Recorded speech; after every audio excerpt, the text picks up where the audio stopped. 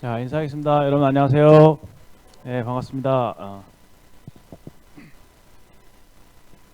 매주 좀 다른 분이 나와서 말씀을 좀 전하면 좋겠는데, 그렇죠? 맨날 똑같은 얼굴을 아니에요? 예, 아유, 예의가 바르십니다. 예. 마음은 예라고 해도 고개는 갸웃갸웃하겠죠.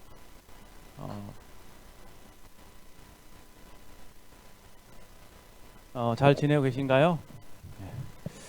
저는 이번 주에 굉장한 변화를 좀 겪었는데, 다름 아닌 이사를 했습니다. 그래서 예, 조금 분주하게 한 주를 보낸 것 같아요. 그래서 지금도 아직 집은 엉망이고 그런 상태에서 정리가 안 된 상태에서 정리 안 된 마음으로 이렇게 왔습니다. 이 앞에 서게 되는데 하나님 은혜인 것 같고 여러분들과 교제할 때마다 참 주님의 도우심을 많이 느끼게 됩니다.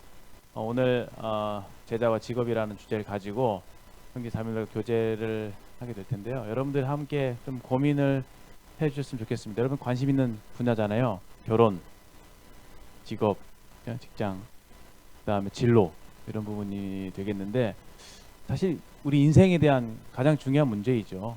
결혼 생활도 중요하지만 직장도 사실 무시하지 못할 어떤 직업을 가지고 어떻게 살아갈 것인가 굉장히 중요한 부분인데 뭐 그렇다고 해서 제가 이 앞에서 뭐 직장에 대한 무슨 직장학 뭐 그런 게 있나요? 뭐 그런 것에 대한 뭐 자세한 뭐 세미나를 한다든지 뭐 그런 구체적인 어떤 그런 어, 방법론적인 면에서 여러 가지 좋은 가르침들을 주고 싶지만 그런 구체적인 것들보다는 조금 성경적인 원론적인 그리고 굉장히 근본적인 그런 문제들을 성경에서 좀 찾아보고 제자로서 이 우리의 직업을 어떻게 또 바라봐야 될 것인가에 대해서 함께 고민하고 또 분반 시간에서도 이렇게 나눌 수 있으면 좋겠다 하는 생각이 듭니다.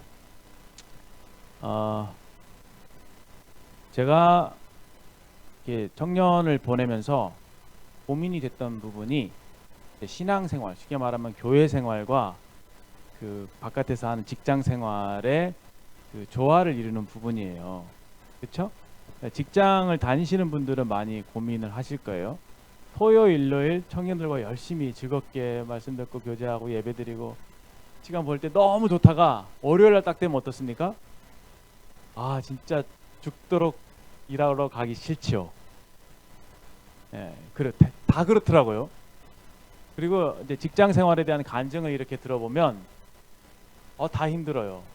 첫 번째는 관계가 힘들고 상사 누구 심지어는 밑에 그 부하 직원이라고 해야 되나요?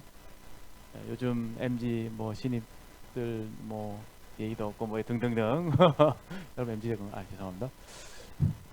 아무튼 그 관계 빨리 나가겠습니다. 관계에 여러 가지 어려움들이 있을 수 있고 또 일 자체에서 받는 여러 가지 스트레스 힘든 그런 것들이 있는 것을 보게 됩니다. 그래서 일하러 가기 싫다. 월요병. 적응하기 힘들다. 그리고 직장 생활하면 얼마나 피곤합니까? 그렇죠? 피곤하고 힘들고 그게 이제 사실 현실이죠. 그런데 이제 주일날이나 주말에 이제 와서 뭐 말씀 듣고 교제할 때는 여기가 너무 좋다, 편하고 좋고 그렇지, 내가 복음을 위해서 주님을 위해서 살아야지 그런 어떤 영적인 충만함을 가지고 있다가 또 월요일 되면 말짱 도루묵이죠. 그렇죠? 그래서 뭔가 내 삶이 이렇게 이어지는 것이 아니라 쉽게 말하면 신앙생활 또 교회생활과 사회생활이 너무도 이렇게 분리되어 있는, 왜냐하면 교회 오면은 성도들 좋은 사람들 이렇게 만나는데 여기 나가면은 사회생활은 각박하잖아요. 그러니까 힘겹고 각박하고 또 일 자체가 우리에게 참 너무도 일이 잘 풀리면 좋은데 그렇지 못한 기가 일수이기 때문에 그런 갈등들을 느끼는 것 같습니다. 저도 그런 면에서 이거는 아닌데 그런 생각을 좀 많이 했고요. 과연 그리스도인으로서 직업을 대하는 올바른 태도는 무엇일까에 대해서 많은 고민들을 하게 되고 그렇습니다. 근데 제가 잘 몰라요. 그래서 어쩔 수 없이 이런 책들을 참고할 수밖에 없다는 것 말씀을 드립니다. 그리고 사실은 이 책 이전에 사실은 성경을 근거로 우리가 모든 것들을 분별하고 판단하게 되는 것이죠. 그래서 성경 몇 말씀을 제가 찾아보고 여러 가지 하나님께서 의도하신 또 설계하신 직업은 어떤 것인가를 한번 생각을 해보고 그 다음에 아까 제가 공과 나눠주신 내용에 있는 것처럼 복음은 우리의 어떤 삶에 어떤 변화를 가져다 주는가에 대해서 함께 묵상을 해보면서 여러분들에게 조금 질문도 던지고 또 생각할 거리들을 좀 드리도록 하겠습니다. 아시겠죠? 물론 이 공과에 있는 것 읽어보시고 분반을 하셔도 상관없습니다만 그래도 말씀 몇 구절 찾아보는 게 좀 더 효과적일 거라고 생각이 듭니다. 우선 과연 제가 처음에 질문을 드린 것처럼 세상의 일과 하나님의 일은 이렇게 구분이 되는 건가? 영적인 일과 쉽게 말하면 육적인 일이죠. 일이 과연 이렇게 구분이 되는 건가? 이런 생각을 해보게 되죠. 우리가 지금 제자도에 대해서 배우잖아요. 제자란 무엇입니까? 예수님을 따르는 사람. 제자는 무슨 일을 합니까? 예수님 따르니까 예수님을 전파하는 사람. 예수님 어떻게 전파해요? 삶으로, 입술로. 그래서 제가 간단하게 설명했잖아요. 그게 우리가 요즘 배우고 있는 거잖아요. 예수님을 따르고 그 예수님을 본받고 그래서 나의 삶이 나의 인격이 예수님이 되게 하는 것 그리고 나의 입술로 예수님을 전하는 것 그것이 제일 중요한 하나님이 보실 때 가장 가치 있는 그리고 그 일 자체가 하나님의 일이라고 말씀을 드렸죠. 그 일에 우리를 사용하신다. 그것이 우리가 제자로서 갖게 되는 정체성이다 이렇게 말씀을 드렸습니다. 하나님은 그러한 일로 우리를 사실 부르셨습니다. 왜냐하면 그 일이 가장 중요한 일이기 때문에 그렇습니다. 그런데 그럼에도 불구하고 우리가 제자로 부르심을 입었음에도 불구하고 우리의 삶을 들여다보면 여전히 주 5일은 이제 뭐 학생들도 있죠. 학생은 이제 또 학생 시절 지나고 나면 직장에 들어갈 테니까 결국 일을 하잖아요. 주 5일 일해요. 그렇죠? 여러분들 부모님들 보세요. 아침 일찍 나가서 저녁 늦게 들어오시잖아요. 그 저녁에 뭐 이렇게 저렇게 정리하고 좀 이렇게 저녁 먹고 이렇게 가족들 시간 보내고 뭐 각자 할 일 하고 책 좀 읽다 보면 바로 또 잠들고 다시 다음날 다시 출근하고 또 어떤 분들은 밤 늦게까지 이렇게 일하시는 분도 계시고 3교대 하시는 분도 계시고 그렇죠? 네, 뭐 그렇게 굉장히 삶이 보면은 일로 가득 차 있는 것을 보게 되는 것이죠.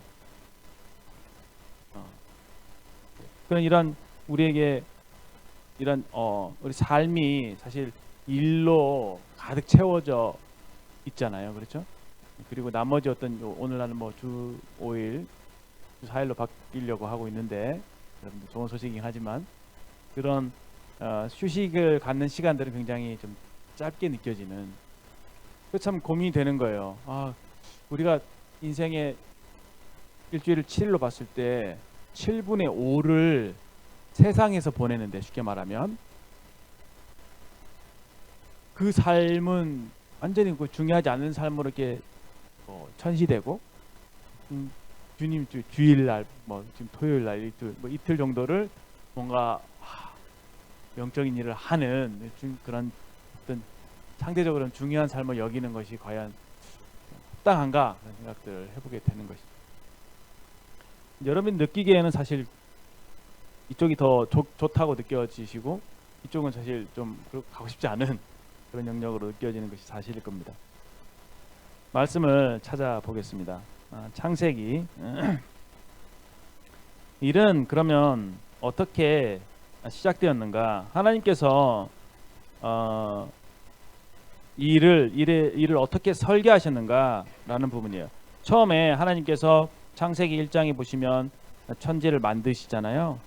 하늘과 땅을 만드십니다. 그 자세한 기록이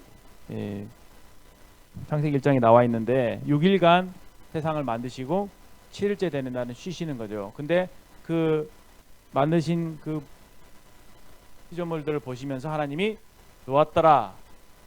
그것에서 알 수 있는 하나님 어떤 하나님입니까?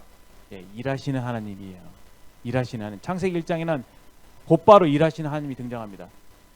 하늘나라에 계셔서 모든 것을 하실 수 있고 모든 것을 알고 계시는 영원하신 하나님. 그 무한하신 하나님은 그냥 하늘에 계시면 되는 거예요. 가만히 계시면 되죠. 하나님이 일하실 필요가 없습니다. 그렇죠? 근데 하나님이 창조라고 하는 일을 하신 거예요. 거기에는 하나님의 그 하나님의 지혜, 하나님의 영원하신 능력, 신성 이런 것들이 그 창조에 온전히 다 녹여져 있는 것이죠. 하나님의 그 전능하심에 대한 발현, 그것이 창조로 나타나게 된 것이고, 하나님은 그 일을 하시면서 좋았더라 하시며 행복해 하시고 만족해 하셨습니다. 여기에서 우리가 첫 번째로 알 수 있는 일의 속성은 뭐냐? 하나님이 일하시는 하나님, 그리고 일은 우리에게 행복을 가져다 준다라고 하는 사실입니다. 근데 하나님께서 만물을 만드시고 난 이후에 사람을 만드셨어요. 그렇죠? 사람은 만물보다 다르게 지셨단 말입니다. 어떻게 지었습니까?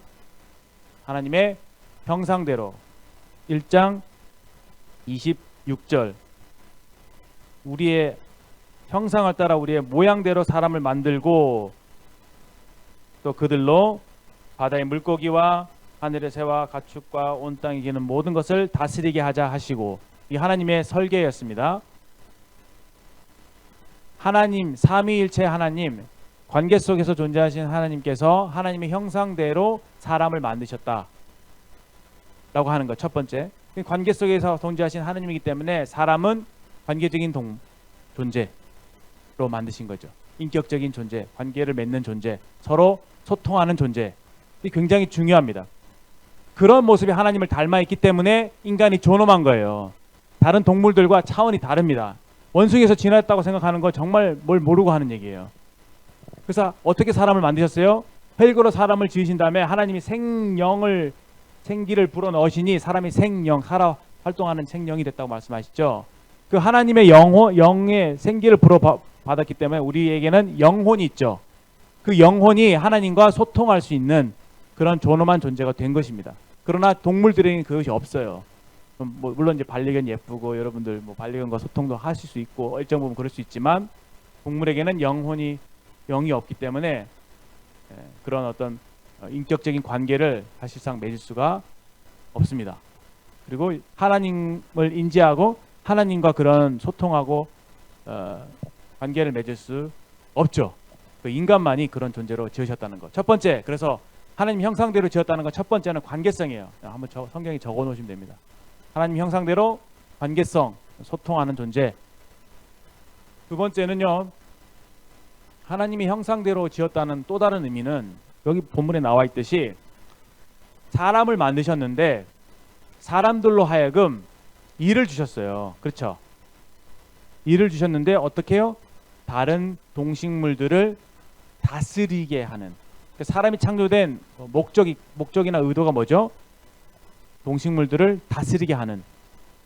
그럼 하나님께서는 사람으로 일하도록 지으셨다는 거예요. 하나님이 일하시는 분이시기 때문에 사람도 일하는 존재로 지으셨다는 것. 하나님이 일을 통해서 만족을 누리듯이 사람도 일을 통해서 만족을 누리도록 하신 것입니다. 그렇다면 하나님이 하시는 이 일은 본질적으로 무엇입니까? 창조, 존재하게 하는 거죠. 그렇죠? 그렇죠? 첫 번째로 창조, 존재하게 하는 거예요. 없던 것을 만들어내시는 일을 하신 거죠. 그리고 또 하나님이 지금 하시고 있는 일이 무엇이냐면 만물을 붙드시는 분이시다. 만물을 다스리시는 분이에요. 하나님이 다스리세요. 하나님께서 생명과 호흡과 만물을 사람에게 주시죠. 또 만물을 붙들고 계십니다. 그렇죠? 지구가 1년 한 바퀴 이렇게 태양 주위를 돌고 자전하고, 만물을 하나님께서 붙들고 계셔서 시절을 따라 심고 거두고 열매가 나타나고 여러 가지 자연 환경들을 또 조성해 주시고, 또 실제로 인간의 어떤 역사에, 인간의 삶에 보이지 않게 개입하셔서 하나님께서 인간의 삶을 또 역사를 주관하고 계신다는 그 사실. 그래서 하나님께서 만물의 주인이시다는 것을 우리가 성경을 통해서 알 수가 있습니다. 그 하나님께서 여전히 지금도 그와 같이 만물을 붙드시는, 유지하시는 그런 일을 하고 계시는데, 그 일을 그 일을 사람을 통해서 하신다는 겁니다. 사람에게 일정 부분 그 일을 맡기셨다라고 하는 것이죠. 쉽게 예를 들어서 보세요. 어떤 예를 들을 수 있을까? 뭐 농사의 일을 좀 생각을 해볼까요? 농사의 일, 그렇죠? 사실 하나님께 만물을 창조하신 다음에 밭에 뭐 채소가 나게 하시고 뭐 과일이 나게 하시고, 그건 사실 햇빛을 내리시고 비를 내리시고 또 이미 주어진 토양 속에서 그것이 자라게 하시고 다 하나님이 하시는 거잖아요. 인간이 하는 일은 거기 있는 것들을 그대로 따서 채취해서 먹는, 그리고 이제 사실 우리가 돈을 내는 것들은 그 유통에 해당되는 비를 내는 거잖아요. 근데 이제 농부가 하는 일은 무엇입니까? 그 땅을 갈고, 그렇죠? 거기에다가 심는 일을 하고, 사실 물을 비가 내려서 자라기도 있지만 물도 대기도 하고, 이런 식으로 일정 부분 사람의 노동이 가미가 되는 것이죠. 근데 그 이면에 사실 하나님께서 하시는 일이 또 있다고 하는 거죠. 그런 면에서 하나님께서 만물을 다스리고 계시지만 사람들로 하여금 만물을 또한 관리하도록, 돌보고 관리하도록 일을 맡기셨다 하는 그 부분입니다. 두 번째, 하나님을 닮았다고 하는, 형상을 대로 지음을 받았다고 하는 속성은, 그렇죠, 창의성 또는 관리, 뭐라고 해야 되나요? 창의성이라고 해야 되나요? 그 인간도 역시 그런 하나님의 형상을 닮아서 무언가를 만들어낼 수 있는 그런 능력을 갖게 된 것이라고 볼 수 있습니다. 하나님께서 만물을 관리하듯이 사람도 만물을 관리하도록, 여기 다스리라는 표현은 관리라고 하는 표현이죠. 돌본다, 관리한다, 그런 표현으로 볼 수 있습니다. 보세요. 하나님은 사랑하시기 때문에 사랑하시기 위해서 만물을 만드셨어요. 여러분과 저를 만드셨어요. 그리고 사랑하심으로 만물에게, 여러분과 저에게 서비스 하시는 분이에요. 그렇죠? 서비스 하신다고요. 섬긴다고요. 하나님이 지금 사람을 섬기고 계세요. 만물을 존재하게 하시고 붙들고 계시죠. 그러한 점에 착안하게 될 때 하나님께서 우리에게 일을 맡기셨다고 하는 것은 결국 그 일을 통해서 하나님의 사랑을 발현하는 거죠. 다른 사람들을 어떻게 해요? 섬기는, 관계적인 존재로 지었기 때문에 인간은 사랑하도록 지어진 존재이고, 결국 일을 통해서 다른 사람을 섬기도록, 하나님을 섬기도록 그렇게 지으심을 받았다고 하는 부분입니다. 굉장히 중요한 부분이에요. 직장, 일의 의미, 사실 봅시다. 그래, 자, 생각해 봅시다. 직업이 왜 존재합니까? 직업의 본질이 뭐예요? 왜 직업이 필요한 거죠? 왜 일이 필요합니까? 생계, 1차적으로 나를 생각했던 생계에 맞습니다. 그렇죠? 나를 생각, 먹고 살아야 돼. 밥벌이에요. 정확한 표현이에요. 근데 어떤 일이 라도 사람에게 유익을 주는 것이 일입니다. 유익을 주지 않는 활동은 그거는 사실 잘 존재할 수가 없게 되겠죠. 그리고 그거는 헛일입니다. 유익을 주도록 되어 있어요. 그렇죠? 어떤 일이든. 그래서 그 일이 사람에게 유익을 주기 때문에 굉장히 생산적이라고 하는 거예요. 필요한 거예요. 사람의 삶에 꼭 필요하니까 여러 가지 직업들이 생겨나는 것이겠죠. 이해됩니까? 그것을 착안하게 될 때 일의 속성이라고 하는 것은 결국은 사람을 유익하게 하는 것. 그렇죠? 잘 보세요. 모든 직장을 다 한번 거기에 걸러보세요. 다 해당이 되죠. 그렇죠? 사람을 유익하게 하는 것. 그것입니다. 그렇게 일이라고 하는 그런 속성을 지니고 있음을 알게 됩니다. 사람들로 하여금 만물을 하나님께서 다스리게 하셨다. 그래서 타락 이전에 사실 하나님이 일을 사람들에게 주신 거예요. 노동은 그러므로 신성한 것입니다. 노동은 사람이 그만큼 존엄한 존재인 것을 나타내는 것이에요. 하나님의 형상을 닮았다고 하는 것. 여기까지 받아들여지십니까? 그렇죠. 예. 그게 원래 설계입니다. 사람으로 사랑하도록. 무엇을 통해서? 일을 통해서. 왜? 일은 다른 사람들에게 유익을 주니까. 다른 사람을 섬기는 것이니까. 만약에 우리가 이런 본래의 설계대로 직업을 대하게 된다면은 우리 직장 생활이 달라지지 않겠습니까? 일을 대하는 태도가. 그래서 여기 필요한 게 무엇이냐면 직업에 있어서는 능숙함이 필요해요. 유익을 줘야 되니까 그 일을 잘해야 돼요. 어떤 일이든. 그리고 여기서 중요하게 생각하건 직업에는 귀천이 없다. 어떤 일이든 사람을 유익하게 하는 일이기 때문에 그 일은 존엄한 사람을 유익하게 하는 일이니까 그 일은 존엄한 일일 수밖에 없죠. 그리고 그 일을 행하는 사람이 존엄하기 때문에 사람에게 주어진 모든 노동은 다 신성하고 좋은 것입니다. 다 알고 계시는 거죠. 디모데학교에서 잘 배우셨던 걸로 알고 있습니다. 이런 거 직업 교육할 때 하시나요? 모르겠네요. 네, 이거 굉장히 중요한 아이디어예요. 이런 생각에 좀 이런 굉장히 여러분들의 마음속에 직업에 대한 이런 가치관들을 가지시면은 굉장히 유익합니다. 그래서 어떤 일을 내가 직업을 선택하고자 할 때, 어떤 일을 하고자 할 때 그런 자세로 그 직업에 임하면은 굉장히 유익합니다. 여기 서비스업에 만약에 종사하시는 분이라고 한다면은 정말 그 손님을 존엄성을 가지고 대하는 거죠. 그리고 나의 어떤 서비스를 제공함으로 인해서 이분에게 좀 만족을 주고 행복을 주는 그런 마인드를 가지고 일한다는 건 굉장히 좋은 거예요. 그렇게 내가 서비스를 한다고 해서 그 사람에게 종속되는 개념은 아니잖아요. 그렇죠? 그리고 사실 저번에도 말씀을 드렸지만 누군가가 누구를 섬긴다고 하는 것은 섬기는 그 주체가 더 강해야 돼요. 그렇죠? 제가 제 아이들을 섬깁니다. 아이들이 저를 섬기지 않아요. 제가 아이들을 섬기죠. 내가 아이들보다 크니까, 아이보다 능력이 있으니까 아이들을 도와주는 거잖아요. 그런 것처럼 내가 누군가에게 서비스할 수 있다는 거, 누군가를 도울 수 있다고 하는 것은 그만큼 좋은 겁니다. 아내들이요, 돕는 배필이 되라. 왜 도와줘요? 아내가 더 그렇죠. 우월한 존재니까. 우월하기보다 좀 능숙한 존재니까.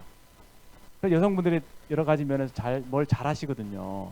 네, 멀티태스킹도 가능하시고 다재다능하십니다. 그래서 주님이 가사 일을 여성분들에게 맡기신 게 아닌가 생각이 드는데 저는 멀티태스킹이 안 돼갖고 아이들 돌보면서 뭐 하다 보니까 많이 빠뜨려 먹어요. 그래서 맨날 혼나고 그러는데 근데 아내는 이것저것 잘 이렇게 계획성 있게 잘 챙겨서 이렇게 하는데 저는 그걸 잘 못하더라고요. 여튼 아내가 더 우월한 존재인 것 같아요. 그래서 저를 돕는 그런 배필이 될 수 있는 것 같아요. 여튼 이 일을 통해서 남을 섬긴다고 하는 그 가치관, 이것이 얼마나 중요한 것인가. 그런 자세로 한번 직장에 한번 임해보세요. 물론 그 모든 것들이 거기에 정확하게 들어맞거나 걸러지지는 않을 수 있어요. 여러분 어떤 직장이 뭐 예를 들어서 이런 내 사무의 일이 뭐 얼마나 인간을 이롭게 하겠는가 이런 생각을 할 수도 있지만 전혀 그렇지 않다라고 하는 것. 그 직장이 존재하고 그 일이 존재한다고 하는 것은 그 일을 필요로 하는 사람이 있기 때문에 그런 거죠. 그렇죠? 그 생산성이 있어서 그런 거예요. 그게 전혀 쓸모없는 거라면 그게 존재할 이유가 없고 거기에 대해서 누군가가 대가를 보상을 지불할 이유가 없는 것이죠. 선생님 굉장히 좋은 직업이 되실 것 같습니다. 네, 잘 되길 바라고요. 네, 사람을 섬기는, 사람을 유익하게 하는 것. 그게 원래 직업에 대한 하나님의 설계였는데 죄가 세상에 들어오게 되죠. 죄는 뭡니까? 하나님을 밀어내고 내가 내 삶의 주인이 되는 거예요. 내가 내 삶의 주인이 되는 게 좋습니까? 좋은 것처럼 느껴져요. 정말 자유로울 것 같고 탕자처럼.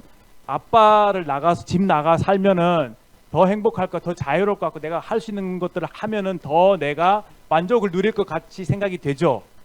근데 그것이 불행이에요. 왜? 그때부터 내가 내 삶을 책임져야 되니까. 그게 타락이었습니다. 그 타락 이후에 하나님께서 땅을 저주하십니다. 그 말씀이 창세기 3장에 나옵니다. 보세요. 17절 아담에게 이르시되 내가 내 아내의 말을 듣고 내가 내게 먹지 말라 한 나무의 열매를 먹었은즉 땅은 너로 말미암아 저주를 받고, 그렇죠? 저주가 왔습니다. 예, 말 그대로 저주예요. 그 저주의 결과가 어떻게 됐냐면 너는 평생 수고하여야 그 소산을 먹으리라. 에덴 동산 때는 하나님이 다 해주셨어요. 그래서 별로 그렇게 농사를 빡세게 짓는다든지 그런 수고를 많이 할 필요가 없었습니다. 단지 그들에게 아담과 하와에게 주어졌던 노동은 무엇이었습니까? 아까 제가 찾지는 않았지만 동물들의 이름을 지어주는 거예요. 동물들을 잘 관리하는 겁니다. 도와주는 거예요. 근데 거기에는 크게 많은 어려움들이 없었습니다. 근데 땅이 저주를 받아서 생겨난 게 뭐냐면은 18절에 보세요. 땅이 내게 가시덤불과 엉겅퀴를 낼 것이라. 여기에 이제 가시덤불과 엉겅퀴로 상징이 되는 여러 가지 종류의 트러블이 생겨요. 트러블. 문제와 어려움과 난관에 봉착하게 된 겁니다. 여러분 직장 생활이 어려운 이유는요. 일 자체가 어려운 이유는 이 가시덤불과 엉겅퀴가 있기 때문에, 저주를 받았기 때문에 그렇습니다. 죄가 세상에 들어와서 모든 질서가 그냥 깨진 거예요. 그럼 뭐 사람이 잘못이죠. 사람이 제일 범했기 때문에 그냥 죄가 들어온 겁니다. 감기 걸린 거 똑같아요. 멀쩡했는데 감기 바이러스가 내 몸에 들어왔어요. 그래서 내 몸에 균형이 깨지게 됐죠. 밥맛도 없고 계속 기침만 나오고 콧물 나오고 뭐 열 나고 힘도 없고 오한이 들기도 하고 몸의 균형이 깨지는 겁니다. 바이러스가 들어왔다는 거예요. 죄도 마찬가지예요. 인간이 하나님 말씀 불순종함으로 스스로 죄를 유입해 끌어들인 거예요. 인간 세상에. 그 바이러스처럼 쫙 죄가 이 세상에 퍼지니까 그로 인해 자연스럽게 저주가 오게 된 거예요. 죄와 함께 저주가 온 거예요. 왜냐하면 균형과 질서가 깨졌으니까. 샬롬이 깨졌으니까. 그래서 어떻게 됐습니까? 가시덤불과 엉겅퀴가 날 수밖에 없었죠. 나게 된 것이죠. 아, 내 삶에 가시덤불과 내 직장에 엉겅퀴가 있구나. 받아들이셔야만 합니다. 그 그리스도인이라고 피해갈 수 있느냐? 그렇지 않습니다. 똑같아요. 우리는 그냥 신앙생활이라고 하는 한 영역이 또 하나 생긴 것뿐이지 실제로 현실에서 마주하게 되는 직장생활의 어려움, 사회생활의 어려움은 동일하게 존재합니다. 직장생활 여러분 또 시작하면서 말씀을 좀 드리려고 했는데 항상 사직서를 여기다 꽂고 다닌다면서요. 그렇죠? 내려고 하다가도 월급날 딱 통장에 월급이 딱 찍히면 그걸로 한 달만 더 다녀보자. 참고 그런 식으로 이 인간에게 주는 보상이 가시덤불과 엉겅퀴를 나름 극복할 수 있는 힘을, 에너지를 가져다 주는 것 같습니다. 우리 인간의 어떤 연약이고 본성이고 그것이 That's what it is. 그런 거예요. 그런 거죠. 피해갈 수가 없습니다.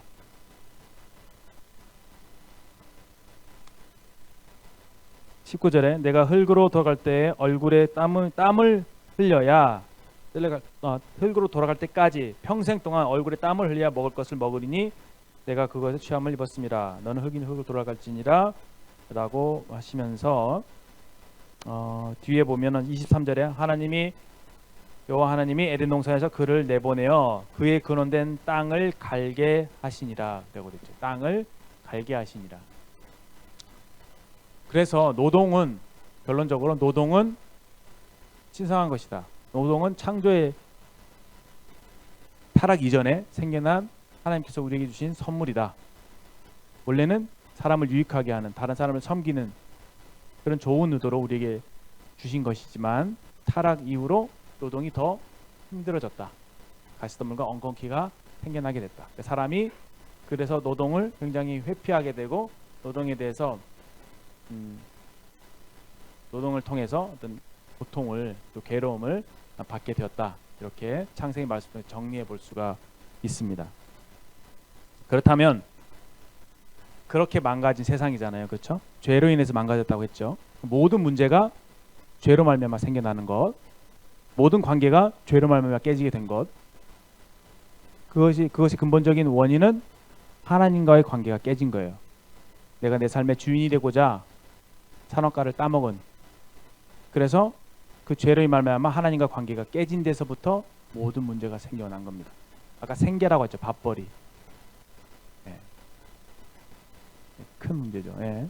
세상 사람들, 모든 사람들, 모든 저뿐 제가 세상 사람들 했나요? 모든 사람들 밥벌이에서 자유할 수 없습니다. 앞에 있는 저 밥벌이 늘 걱정하고 사는 사람입니다. 걱정할 수밖에 없어요. 걱정하지 않는다? 그거 자기 인생에 대해서 무책임한 겁니다. 걱정하면서 삽니다. 그게 인간이에요.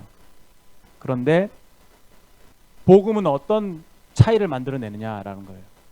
복음은 왜 밥벌이에 대해서 걱정하게 됐나요? 걱정이 됐나요? 예. 하나님을 잃어버리니, 그렇죠?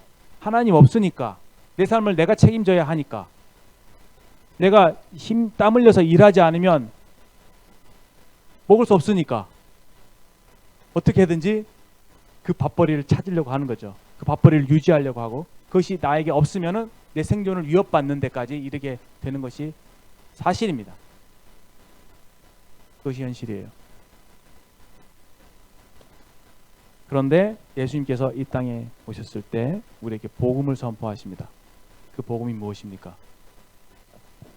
걱정하지 마. 왜요? 걱정이 되는데요. 의식주 문제 걱정이 되는데 왜 걱정하지 말라고 그러세요? 걱정하지 마. 왜 그렇게 말씀하시냐고요, 주님. 왜 그렇게 뜬구름 잡는 소리만 하십니까? 걱정하지 마. 아버지가 계셔. 그분이 너희 아버지시야. 복음은요, 아버지를 되찾게 합니다. 탕자가 집으로 돌아왔을 때 하나님과 관계가 회복하죠. 복음은 예수님을 통해서 하나님과 관계를 회복하는 걸 말하거든요. 그러니까 아버지와의 관계가 회복되니까 나의 삶을 도와주시는, 책임져 주시는 하나님이 계시기 때문에 더 이상 내가 예전만큼 내 삶에 대해서 걱정할 필요는 없단 말이에요. 공중에 나는 새를 보라. 심지도 않고 거두지 않지만 천부께서 기르시지 않느냐. 하물며 너희일까 보냐. 너희는 하나님의 자녀들이야. 너무 걱정하지 마. 죽을 거라고 막 둘도 벌벌 떨지 마. 괜찮아. 하나님께서 책임져 주셔. 하나님께서 눈동자같이 너희를 보호하고 계시고 지키고 계셔. 어떤 일도 하나님이 허락하시 아니면 너희에게 일어나지 않아. 믿어. 이렇게 말씀하시는 거죠. 그래서 복음이 위대한 거예요. 그러면 세상 사람들은 어떻습니까? 아까 그 현실은 똑같다 했죠. 그 만유인력의 법칙은 똑같이 받고 있는 거예요. 세상의 이치, 그거는 똑같이 받고 있는데 무엇이 다릅니까? 네, 그들의 삶에 하나님이 없어요. 그들의 삶을 책임져 줄 하나님이 없는 거죠. 하나님을 의지하지 않습니다. 그러니 그냥 자기 인생을 자기 힘으로만 살아갑니다.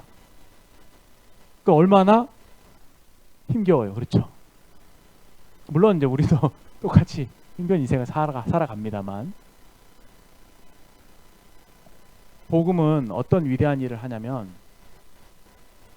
하나님과 관계가 회복되었고, 원래 하나님께서 나에게 일을 주신 그 목적을 발견하게 되니까 직업을 갖는 이유나 목적이 달라지는 거예요. 그렇죠? 달라지겠죠. 그래서 절대로 그리스도인들은 너 왜 직장 생활해? 밥 벌어먹고 살라고요? 라고만 얘기해서는 안 되는 거죠. 거기에서 의미를 찾아서는 안 됩니다. 요셉의 이야기를 알고 있죠. 요셉 이야기. 그렇죠? 요셉은 억울하게 보디발의 집에 종으로 팔려갑니다. 종이에요. 종. 자유가 없어요. 자기가 원하는 대로 할 수가 없습니다. 종이에요. 그러니까 얼마든지 자기가 처한 환경에 대해서 자기가 원망하고 대충 그냥 누가 보면 잘하고 보지 않으면 이렇게 하고, 이게 얼마든지 어떤 세상이 말하는 처세술을 배워서 살아남기 위해서 안간힘을 쓰고 그렇게 했을 수 있어요. 근데 무엇이 달랐냐면은, 그러한 종으로 살아가고 있었지만 그가 하나님을 두려워할 줄 알았습니다. 그래서 그의 삶에 하나님이 함께 하심을 경험했어요.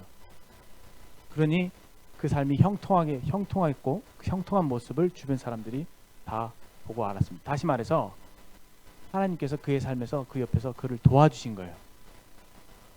그렇죠? 그러니까 주변에서 볼 때 쟤는 뭔가 좀 달라. 다른 것들이 보여졌던 거죠. 그리고 하나님 앞에서 그 종의 일을 행했기 때문에 굉장히 어떻게 해요? 성실하게. 남이 보든 보지 않든 뭐 걸레질을 하더라도 청소를 시켰다 생각해 보십시오. 청소하면 힘들잖아요. 막 때 밀어도 안 밀리고. 그럼 대다수의 경우 어떻습니까? 제가 입주 청소한다고 청소 업체 불러갖고 했는데 진짜 만족스럽지 못했어요. 컴플레인 걸고 난리 쳤는데 내 집이면 내가 뭐 딱 보면 다 보이죠. 구석구석 다 보이잖아요. 여기 좀 묻었네. 그럼 안 지워지잖아요. 그럼 어떻게 지울까 막 다 찾아보고 유튜브 확인해서 이거 뭐 어떤 약품 사서 지우면 되겠다. 어떤 방법을 써서는지 그거 지워내잖아요. 근데 이분들은 자기 집이 아니니까 지우다가 안 지워지니까 이거 안 지워집니다 하고 그렇게 얘기하더라고요. 제가 조금 마음이 조금 불편했는데 그렇죠. 그 종이었지만 요셉은 자기 집 청소하듯이 보이든 보이지 않든 아주 그냥 성실하게 그 일을 했던 것입니다. 내 집이라고 생각합니다. 서비스하는 거죠. 깨끗하게 청소하게 됐을 때 이 건물을 사용하는 사람들이 얼마나 행복할까라고 하는 정말 그 이타적인 마음, 남을 섬기는 그런 마음, 그런 마인드로 아마 그 종살이를 임했던 것 같아요. 그러니까 결과가 나타날 수밖에요. 그 일을 능숙하게 하고 열심히 하니까, 최선을 다해서 하니까 그 결과가 나타날 수밖에요. 무슨 말인지 이해되십니까? 그리스도인들의 직장 생활이 그러해야 되지 않나? 저는 요셉을 통해서 그런 생각을 해보게 돼요. 그러니까 그 일을 성실하게 하고 능숙하게 하고 잘 하니까 또 하나님의 어떤 도우심을 옆에서 보니까 보디발이 총애한 것이죠. 그래서 그 집의 관리인으로 삼았다라고 되어 있죠. 보디발의 아내를 범하지 않았는데 유혹을 받아서 어떻게 하다가 누명을 쓰죠. 감옥에 들어갑니다. 감옥에 들어갔는데도 불구하고 거기서도 영향력을 발휘하죠. 자기 신세 한탄하면서 막 대충 뭐 개차반으로 살지 않았단 말입니다. 종살이 하면서도, 종살이가 아니죠. 그렇죠. 죄수로 있으면서도 그곳에서 굉장히 모범수로 성실하게 일했던 것 같아요. 그래서 그 죄수를 관리하는 또 그런 일들을 그 안에서 맡기게 되죠. 그리스도인들은 감옥에 가도 거기서도 빛을 발하는 것 같다는 생각이 그럴 일은 없겠지만, 아무튼 그런 어떤 여러 과정들을 겪어서 하나님께서 그냥 위치를 바꿔놓으십니다. 보디발의 집의 관리인, 죄수 그냥 바꿔요. 왕궁, 애굽의 왕궁. 장소만 바꾼 거예요. 사람은 똑같아요. 이 말씀에서 좀 뭔가 여러분들 어떤 걸 생각하게 되지 않습니까? 귀하고 천한 일은 없습니다. 아무리 작은 일이라도 여러분 뭐 청소, 환경 미화 하실 수 있어요. 한번 그냥 프로처럼 누가 보더라도 야, 너 청소 진짜 청소 하나만큼은 제대로 잘한다. 그런 얘기가 만약에 내가 환경 미화원이라면 그런 정도로 자기가 맡은 일에 최선을 다한다면은 얼마나 그것 자체가 하나님께 기쁨이라 영광이 되겠습니까? 종교개혁 당시 존 칼뱅 아시죠? 칼뱅 종교개혁 아시죠? 그 정도는 아시겠죠? 칼뱅 종교개혁. 직업 소명설 들어보셨나요? 직업이 소명이다. 원어적으로 occupation, 그 영어로 쓰는 occupation, 직업 소명, 컬링. 모든 직업은 하나님께서 부르셔서 그 일을 맡기신 것이다고 하는 그런 의식을 가지고 그 종교개혁을 했던 청교도들이 그런 마음으로 살았어요. 자기 주어진 그런 일에 최선을 다했던 것이죠. 그것이 이제 존 칼뱅이 주장했던 직업 소명설이라고 하는 것이고, 저는 그게 건강하다고 생각을 합니다. 물론 제가 추가적으로 말씀을 드릴 때 삶의 균형은 필요합니다. 절대 균형을 잃어버리시면 안 돼요. 한쪽은 어떤 사람이 어떤 부류의 크리스찬들이 있냐면은 너무 직장 일에 바빠요. 너무 일 자체에만 매몰되어 있어요. 그러다 보니 상대적으로 하나님을 예배하고 하나님께 드려지는 시간들이 상대적으로 부족한, 그러니까 하나님과 대화할 시간이 없단 말이에요. 쉽게 말하면. 그런데 그 경우는 너무 이제 여기에 그 매몰되고 심취해 있는, 직업에 너무 지나치게 심취해 있는, 그래서 그 삶에 어떤 하나님이 삐집고 들어갈 자리가 없는 그런 크리스찬들이 있을 수 있습니다. 또 한 가지 극단은 제가 처음 말씀드린 대부분의 우리가 저를 포함한 여러분들이 포함될 수 있는 이런 부류인데, 이런 극단인데, 신앙생활 즐겁죠. 교회생활 즐겁죠. 일하기 싫은 거야. 그래서는 안 되는 것입니다. 주일날 나와서 하나님께 열심히 예배하듯이 우리의 직장 환경에 돌아가면은 하나님을 섬기듯이 열심히 자기가 주어진 일에 최선을 다하는 겁니다. 그 일을 통해서 하나님께 예배하듯이, 하나님 보실 때 청소 이렇게 했어요. 하나님 저 이렇게 열심히 했습니다. 이렇게. 그럼 하나님 보시면 내가 맡겨진 그 일, 직업, 내가 맡긴 그 일, 내가 부른 그 일을 너 참 열심히 성실하게 했구나. 그래서 하나님께서 그에 대해서 인정하시고 보상하신다 라고 하는 게 성경의 가르침이에요. 오늘의 본문 말씀입니다. 골로새서. 비로소 본문으로 넘어가죠. 본문만 보고 마치겠습니다. 네, 오늘은 골로새서 3장 22절 다 같이 4장 1절까지 본문 말씀인데 같이 한번 읽어보는데, 여기 종들아, 상전들아 이렇게 나와 있는데, 직장 생활에서 상사와 부하 직원 간의 관계를 염두에 둔 말씀이긴 해요. 그러나 이 말씀을 직업 환경에서 근로하는 우리들에게 적용해 볼 수 있는 좋은 말씀이 되는 것입니다. 보세요. 종들아, 그렇죠? 고용된 너희 피고용 인플로이들아, 제가 영어를 써서, 종들아 모든 일에 육신의 상전들에게 순종하되 사람을 기쁘게 하는 자와 같이 눈가림으로 하지 말고, 아까 제가 요셉에 대한 얘기를 하면서 그랬죠. 사람을 기쁘시게 하는 것처럼 사람이 보일 땐 잘하고 보이지 않을 땐 하지 않는 그런 식의 태도를 취하지 말고, 오직 주를 두려워함으로, 그렇죠? 하나님이 나 보고 계셔라고 하는 그런 마인드를 가지고 성실한 마음으로 하라라고 말씀하고 계시죠. 23절에 무슨 일을 하든지, 그렇죠? 무슨 일을 하는 것이, 무슨 일 자체가 중요한 게 아니에요. 그래서 여러분 진로 선택을 할 때 너무 지나치게 고민하지 마시고, 그렇죠? 그런 것 같아요. 요즘 세상은 얼마나 열심히 즐겁게 하느냐가 더 중요한 시대가 된 것 같아요. 옛날보다는 더. 그래서 어떻게 하면 주님이 나에게 주신 그 은사와 재능을, 나의 그 포텐을 어떻게 하면 내가 최대한 발휘할 수 있는 그러한 직업을 선택할까를 생각하는 게 좀 좋은 것 같아요. 무슨 말인지 아시겠죠? 어떻게 하면 나의 재능을 최대한 발휘할 수 있을까라는 그런 생각을 가지고 직업을 선택하면 되고, 꼭 그것이 잘 매칭이 안 되고 나의 내가 꿈꿔왔던 그런 직업이 아닐지라도 무슨 일을 하든지 그건 중요하지 않다라고 하는 거죠. 어떤 일 하는 게 중요하지 않는데 뭐가 중요하냐면 마음을 다하여 주님께 하듯 하는 게 중요하다라는 거예요. 아까 그 일의 능숙함이라고 하는 주제는 그 일에 잘해야 되잖아요. 재능이 있어야 되는 게 맞습니다. 그렇죠? 가능한 한 자기 재능과 맞는 일을 선택하는 건 1차적으로 필요해요. 일단 어떤 일이든 내게 주어졌다고 한다면은 그 일을 능숙하게 열심히 잘 해내야 된다는 것이고, 그것이 뭐냐면은 사람에게 하는 것이 아니라 주님께 하듯 하는 것이다. 왜 그렇냐면 24절에 보세요. 이는 기업의 상을 주께 받을 줄 아느니. 놀라운 말씀이죠. 보세요. 여러분들의 직장에서 일을 하면서 일한 것에 대한 대가는 누구한테 받아요? 상전한테 받죠. 고용주가 주잖아요. 월급 나한테 주는 분에게 충성하는 거 아니겠습니까? 근데 성경은 놀랍게 다른 시각을 제시하죠. 누구한테 받는다고요? 주님한테 받는다. 그래서 내가 어떻게 일을 하느냐, 그것이 굉장히 중요합니다.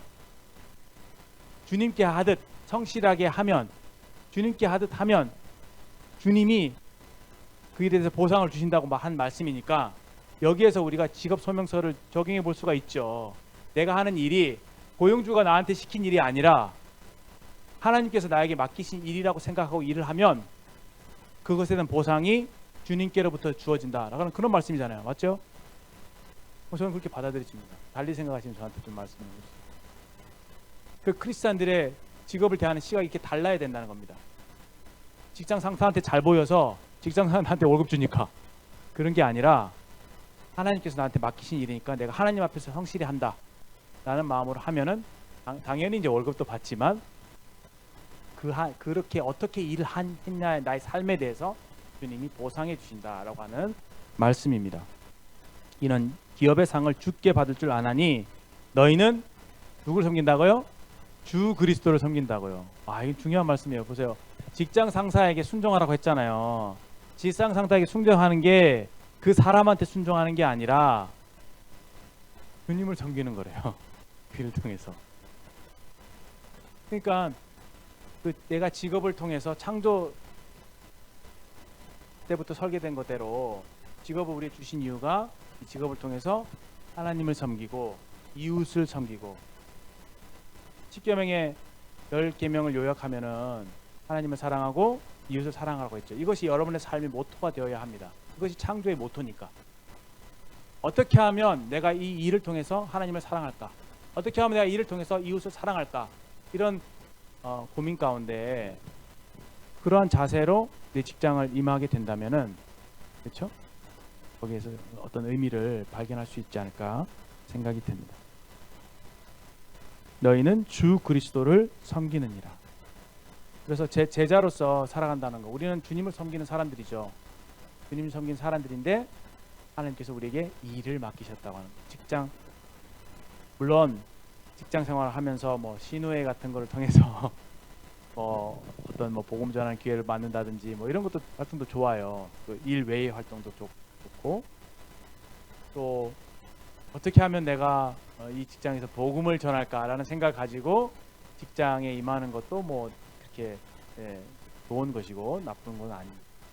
그러나 1차적으로 이 일을 하나님께서 나에게 맡기셨다라고 하는 태도를 가지고 직장에 임하지 않는다면은 아까 말했던 신호의 활동이라든지 복음을 내가 이 직장에 어떻게 전할까라고 하는 그런 의도나 생각이랄지 이런 것들이 다 물거품이 되어집니다. 직장 생활에서 인정받지 못하면, 그 일을 통해서 그 직장 조직에서 인정을 받지 못하면 우리가 전하는 복음도 그만큼 신뢰를 잃어버리게 됩니다. 사람들이 듣지 않아요. 어떤 교수님이신 어떤 형제님이 그렇게까지 굉장히 도전을 주셨어요. 청년들한테. 내가 대학원 다니고 이렇게 할 때 아무리 복음을 전해도 말을 듣지 않던데 내가 교수가 되고 그 교수에서도 좀 높은 위치에 올라가니까 내가 어떤 말을 하니까 그 말을 듣더라는 거예요. 듣더라. 그러니까 그 복음을 전할 수 있는 좋은 기회가 된다고 하는 얘기를 들었습니다. 연예인들 보세요. 연예인들 열심히 상 받잖아요. 그렇죠? 엄청 열심히 그 얘기 들어보면 나름대로 굉장히 열심히 한 것 같죠. 열심히 나름대로 그 일을 하잖아요. 그러다가 무슨 대상, 연예 대상 받잖아요. 상 받으면 어떻습니까? 크리스찬들은 그렇게 얘기하죠. 이 영광을 하나님께 돌립니다. 그 말 한마디가 매스컴을 타고 쫙 퍼지잖아요. 그렇죠? 몇만 뷰, 그래서 많은 사람들이 보잖아요.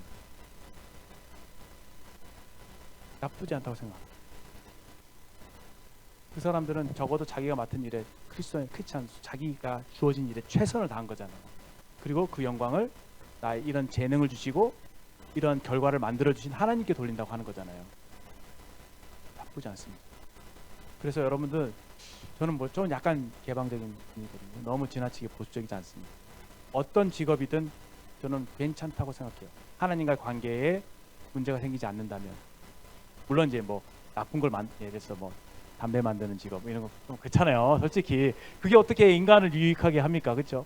물론 일정 부분 의미 찾을 수 있겠죠. 사람들의 스트레스를 풀게 해주는 그런 일에서 내가 기여한다 그렇게 생각할 수도 있겠습니다. 그게 수익이 창출이 되니까 생산성이 있잖아요. 사람들은 인정하니까 인정한다고 치지만 대부분의 일들은 이제 사람을 섬기고 유익하게 하는 것이니까 그런 마인드 가지고 최선을 다해서 하면 연예인이라고 생각해 보세요. 내가 열심히 이렇게 해서 사람들에게 기쁨을 주고 사람들 행복하게 한다면 얼마나 참 좋을까, 그런 마인드로 하는 것 아니겠습니까? 즐겁게 하고 이렇게 했을 때 결국 하나님께서 그 결과를 만들어 내시는 것 같고, 이를 통해서 하나님께 영광을 돌릴 수 있다라고 생각이 됩니다. 괜히 그런 약간 우리에게 안 맞는 그런 극단적인 예를 들었는데, 그게 아니더라도 우리에게 있는 그런 소소한 일들, 그걸 통해서 우리는 주님을 섬기는 사람들이다. 그걸 통해서 사랑을 실천하는 사람들이다. 그걸 통해서 우리에게 일을 주신 그 창조의 목적을 회복할 수 있게 된 사람들이다. 이렇게 말씀드릴 수 있을 것입니다.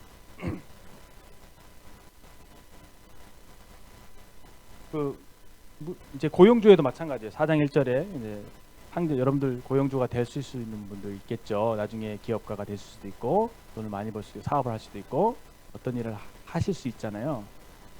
그럴 때 여기 보면은 의와 공평을 종들에게 베풀지니 너희에게도 하늘의 상전이 있습니다.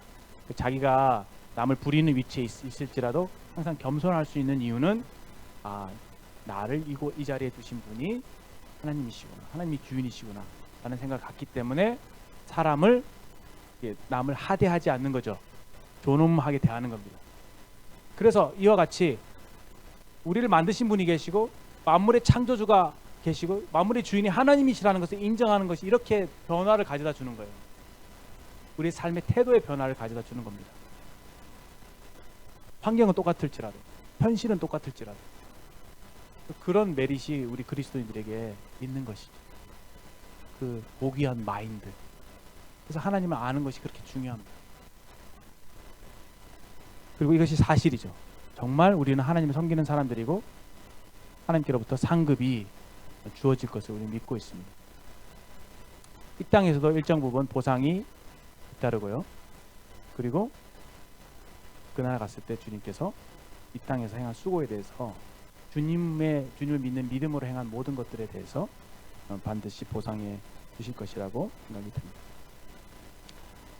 여기까지 말씀을 드리도록 하겠습니다. 제가 좀 약간 스스로 소화해서 좀 녹여내 보려고 애를 썼는데 어떻게 잘 소화가 됐는지 잘 모르겠습니다. 그냥 직접 읽어보세요. 읽어보시고, 여기 팀 켈러 돌아가셨습니다. 팀 켈러라고 하신 분 잠깐 소개를 드리면 약간 장로교 쪽 목사님이시긴 해요. 그런데 그 맨하탄 발음이 안 나요. 맨하탄에 거기 막 무역센터 있고, 그쵸? 그 동네잖아요. 월스트리트가 있고 그런 거기에서 사역하시는 분인데, 굉장히 거기에는 기업가들도 많고 직장생활 하시는 분도 많고 그렇잖아요.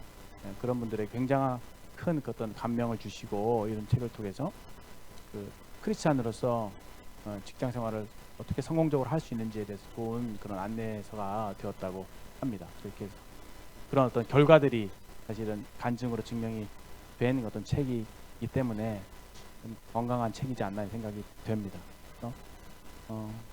여러분들 복음이 우리에게 있잖아요. 복음.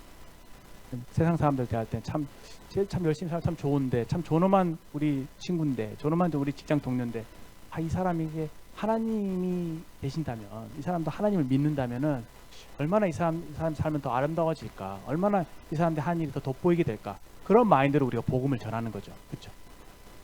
이 사람이 목적을, 방향을 잃어버렸는데 그런 걸 조금만 이렇게 탁 건드려주면은 이 사람 얼마나 자기가 하는 일을 통해서 더 행복을 누릴 수 있는 사람이 될까 라고 하는 그 이웃사랑의 마음으로 우리가 복음을 전하는 것이고, 1차적으로 그리스도인들은, 제자는 이게 주어진 그 일에 대해서 하나님께서 맡기신 거라는 생각을 가지고 성실하게 전문성을 가지고 열심히 해야 한다. 그게 복음을 위해서 더 효과적인 것이다. 이렇게 말씀드릴 수 있겠습니다.